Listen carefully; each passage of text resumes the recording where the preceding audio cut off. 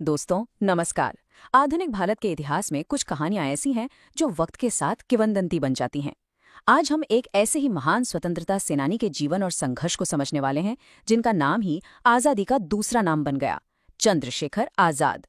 तो चलिए शुरू करते हैं ये सफर और जानते हैं कि कैसे एक नौजवान भारत के सबसे निडर क्रांतिकारियों में से एक बना। जरा सोचिए, एक 15 साल का लड़का पहली बार गिरफ्तार होकर जज के सामने खड़ा है। मजिस्ट्रेट उससे उसका नाम पूछता है और वो लड़का बिना किसी डर के पूरी ताकत से जवाब देता है, नाम आजाद, पिता का नाम स्वतंत्र और पता जेल। ये सिर्फ शब्द नहीं थे दोस्तों, ये एक ऐलान था, एक ऐसी पहचान थी जो इतिहास में हमेशा के लिए अमर हो गई। और बस उसी दिन से चंद्रशेखर तिवारी बन गए चंद्रशेखर आजाद। तो सवाल ये उठता है कि एक नौजवान जो गांधी जी के अहिंसक विचारों से प्रभावित था, वो क्रांति की आग में कैसे कूद पड़ा। उनकी ये यात्रा इतनी सीधी नहीं है जितना हम सोचते हैं। चलिए इसे समझते हैं। कल्पना कीजिए, आपकी उम्र सिर्फ 15 साल है और देश गुलामी की जंजीरों में जकड़ा हुआ है। चंद्रशेखर आजाद के लिए चुप बैठना कोई विकल्प था ही नहीं। जब गांधी जी ने असहयोग आंदोलन का आह्वान किया तो वो पूरे जोश के साथ उसमें कूद पड़े। उन्हें पूरा यकीन था कि अहिंसा ही आज़ादी का रास्ता है। लेकिन फिर साल 1922 में सब कुछ बदल गया। चौरी चौरा की एक हिंसक घटना के बाद जब गांधी जी ने अचानक असहयोग आंदोलन वापस ले लिया तो आज़ाद जैसे हजारों नौजवानों को एक जबरदस्त झटका लगा। उन्हें लगा कि उनके साथ धोखा हुआ है। आज़ादी की जो लहर पूरे देश में चल रही थी वो अचानक थम सी गई। और बस इसी एक घटना ने आज़ाद को एक नए, ज्यादा क्रांतिकारी रास्ते पर धकेल दिया। उनके मन में ये बात घर कर गई कि अगर शांति से बात नहीं बनेगी तो शायद हथियार उठाने ही पड़ेंगे। तो अहिंसा के रास्ते से मोह भंग होने के बाद आजाद ने अपनी जैसे ही जोशीले क्रांतिकारियों को खोजना शुरू किया और उनकी ये तलाश उन्हें ले आई हिंदुस्तान रिपब्लिकन आर्मी यानी HRA तक। ये एक ऐसा कदम था जिसने भारतीय स्वतंत्रता संग्राम की दिशा ही बदल दी। HRA में आकर आजाद को एक नया मकसद मिला। रामप्रसाद बिस्मिल और शचेंद्र नाथ सान्याल जैसे बड़े नेताओं के साथ मिलकर उनका एक ही लक्ष्य था, सशस्त्र विद्रोह के जरिए अंग्रेजी हुकूमत को उखाड़ फेंकना। लेकिन देखिए, किसी भी क्रांति को चलाने के लिए पैसों की जरूरत तो होती है, तो इसके लिए ये लोग सरकारी खजानों पर डाका डालते थे। पर यह कोई आम चोरी नहीं थी, ये एक राजनीतिक एक्शन था। उनका मानना था कि वो अंग्रेजों से वही पैसा वापस छीन रहे हैं जो उन्होंने भारतीय जनता से लूटा है। आजाद की क्रांतिकारी जिंदगी बहुत ही तूफानी थी। इसकी शुरुआत होती है 1925 की मशहूर काकोरी ट्रेन डकैती से, जिसने ब्रिटिश राज की नींव हिला दी। फिर 1928 तक वो भगत सिंह जैसे साथियों के साथ मिलकर HRA को एक नया रूप देते हैं और बनाते हैं HSRA, जिसमें समाजवाद की सोच शामिल थी। उसी साल लाला लाजपत राय की मौत का बदला लेने के लिए उन्होंने सॉन्डर्स की हत्या का प्लान बनाया और ये सारी घटनाएं सीधे उन्हें 1931 में उनके अंतिम बलिदान की ओर ले जाती हैं। अब ये जो HRA से HSRA का बदलाव था, ये सिर्फ नाम बदलना नहीं था, ये एक बहुत बड़ा वैचारिक बदलाव था।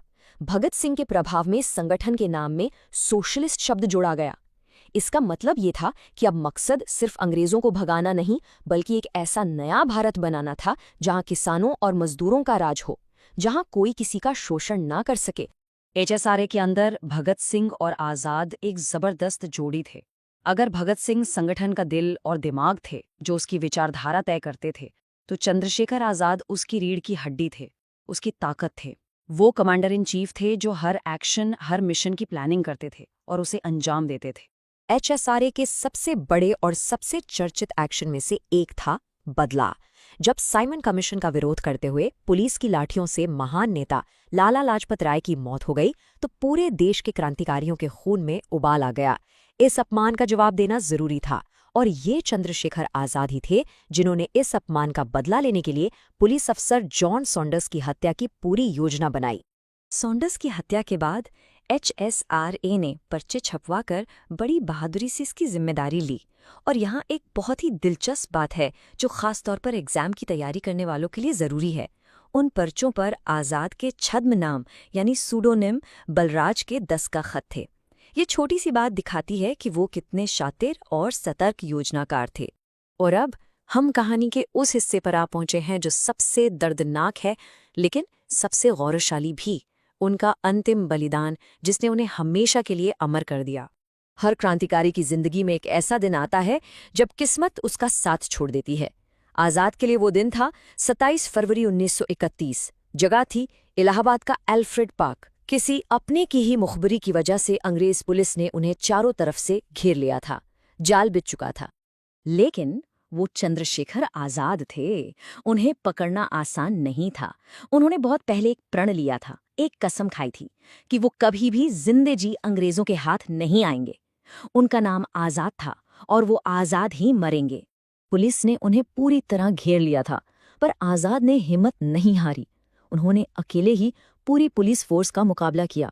इतना ही नहीं, उन्होंने अपने एक साथी सुखदेव राज को सुरक्षित वहां से भगा भी दिया। लेकिन गोलियां एक एक करके खत्म हो रही थीं और आखिर में उनकी पिस्तौल में बची थी सिर्फ एक गोली। और उस आखिरी गोली से उन्होंने अपनी कसम निभाई। दुश्मन के हाथों गिरफ्तार होने की बेइज्जती से बेहतर उन्होंने शहादत को चुना। उन्होंने अपनी पिस्तौल अपनी कनपटी पर रखी और हमेशा के लिए आज़ाद हो गए।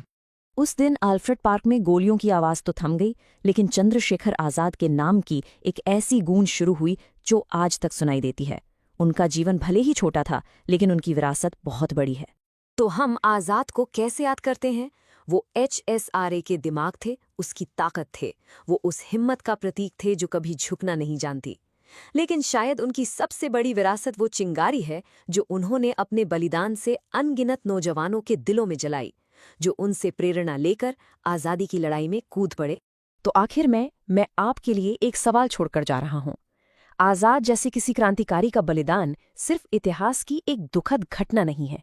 ये हमें सोचने पर मजबूर करता है कि कैसे किसी एक इंसान का सर्वोच्च बलिदान एक पूरे राष्ट्र की आत्मा को, उसकी चेतना को हमेशा के लिए बदल सकता है। इस पर जरूर सोचिएगा।